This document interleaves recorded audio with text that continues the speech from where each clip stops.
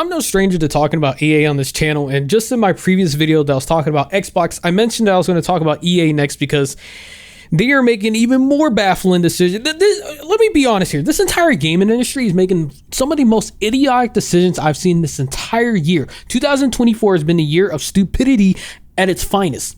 And I can't comprehend why. Why even bother going through so much nonsense, so much garbage, when it's clear what the recipe to a success is for a game, which is make a fun game that people want that isn't $70. How hard is that to comprehend?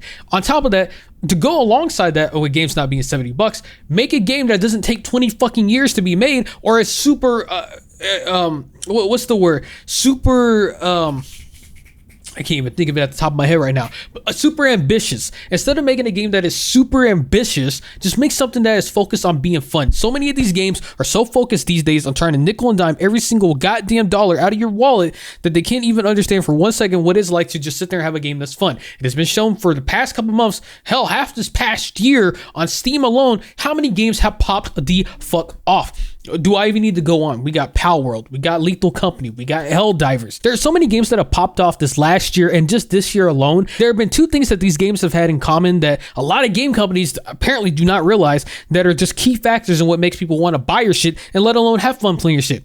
Two things: price, and then having fun. Oh my God, wow, the two most successful formulas that ever to making a game. And for some reason, these companies don't get it because they don't care. They think that as long as they sit there and entice you with a couple things, that's good enough. Or the biggest thing, which is really what it is, they sit there and put as much grindy shit that they can in their game, and they hope that they get a couple whales that will offset the amount of people who don't buy the game. And so if all the whales who are buying shit just keep on spending money inside that game, then it's good enough for them. They're like, hey, we got them, which is really what they want. They don't want the people who come for a one-time buy and that's it. They want the people who buy the game for full price, and then on top of that, they start spending microtransactions inside the game, and they just keep spending money over and over, and that's it. They don't care if the game is fun. They don't care if people are enjoying the game or even really wanting to play the game. They just care that people are spending money in the game, and that's fucking sad. That is just depressing as fuck, and I hate that that's where a lot of these games go towards these days inside the gaming industry. So the reason I'm making this video is because I want to talk about two things that have been published recently from EA that is just absolutely sad. First one being EA Studios' hunger to start using generative AI as quickly as possible, says CEO.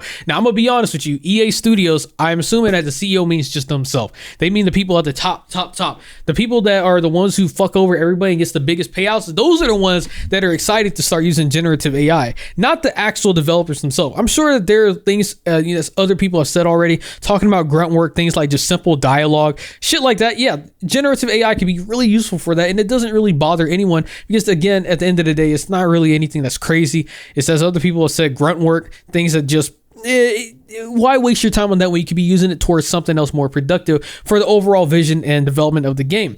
So that's fine. I can see that being something that developers want, something that makes their life easier. But as a whole, no one's looking for generative AI to sit there and have generative photos, videos, all this extra shit. No one wants that. Realistically, no. People want shit that's good and that's made by actual people, but I'm also not naive enough to sit there and understand that there are people who don't give a fuck if AI is used. There are people like that, and I'm going to have a video coming out later that's talking about an entire movie that's made with AI, but I'm not going to get to that in this video. So since right here, a month ago, we reported that EA CEO Andrew Wilson is championing at the bit to increase the efficiency of EA Studios using generative AI tools, and he returned to the topic this week on a call with investors, saying that EA developers themselves have a hunger to put AI to work on their projects. We have done analysis across all our development process, and right now, based on our early assessments, we believe more than 50% of our development processes will be positively impacted by the advances in generative AI, said Wilson in response to a question about the technology. And we have got teams across the company really looking to execute against that. Wilson thinks with 40 years worth of proprietary data to feed into generative AI models in some unspecified ways, EA will increase efficiency over the next 3 years, and within 5 years or sooner, take things further by using AI and those efficiency gains to build bigger worlds with more characters and more interesting storylines. Now, I'm going to stop it right there real quick. If you've been keeping up with EA releases over the past decade, 99.9% of them are all dog shit. Battlefield 2042, complete trash. Mass Effect Andromeda, complete trash. Star Wars Jedi Survivors is actually a pretty decent game, but the one caveat to that is it has the worst performance known to mankind. They turned that bitch out like it was fucking factories. They're like, hey, we need to get this game out, start working on the next one. No, actually make sure your game fucking works. If you can get generative AI to fucking work on your goddamn PC performance, then hey, go right ahead. hey, keep on using that shit, dog. But that's the only thing I give a fuck about using it for. Because if you can't get that shit right, then I don't care about the rest of it. On top of that, I don't know what you expect generative AI to fix when considering AI already at its core is very bland, it's soulless, there's lifeless, there's no real creativity behind it. And I don't think that having it aid in anything is really going to do much, because if you're already making shit with actual humans and they're actually making complete garbage and it's not actually fun games, then adding AI on top of it's not going to do anything. Like, realistically, you can add as much AI as you want to something, but if the main core product that you're working on is already dog shit and is already lifeless and is soulless, then adding another component which is already lifeless and soulless on its own to that is not going to make anything better. Again, it's fucking trash. While I do understand that it's the CEO's goal to sit there and spout nonsense and to hype people up and investors, there's nothing good coming out of this. Continues on by saying, and I would tell you, there's a real hunger amongst our developers to get this as quickly as possible, because again, the holy grail for us to build bigger, more innovative, more creative, more fun games more quickly so that we can entertain more people around the world on a global basis at a faster rate. Now, I'm gonna dissect this for y'all real quick. First of all, bigger worlds doesn't mean shit. As I've already mentioned the games earlier, those games are not fucking expansive, super gigantic games. Those are just fun games. You don't sit there and need to have the super littered field of Ubisoft garbage that is just a gigantic, like soulless open worlds. You don't need that. You just need cohesive, good storytelling that is just fun. Doesn't even need to be multiplayer. It just needs to be a fun game with a fun and interesting story that doesn't have a bunch of bloat that is meant to waste your time or have you spend money. And then with more characters and more interesting storylines, dog, you don't even have that right now in your current games. What are you talking about? To sit there and say to build more innovative, more creative, more fun games, your games for the past half decade haven't been fun. No one cares about them. Everybody forgets about every goddamn game. The only one that stood out to me in recent times is Star Wars Jedi Survivor, and that's literally it. Nobody cares about the rest of this shit at all.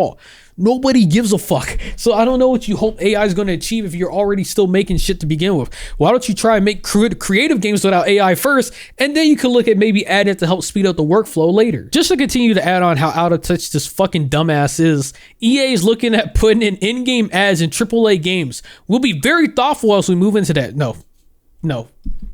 All right, hold up. Let's talk for a second. There is no universe where you're going to be thoughtful or considering about putting ads into a AAA game that, mind you, will be, who knows what the price will be in a couple years.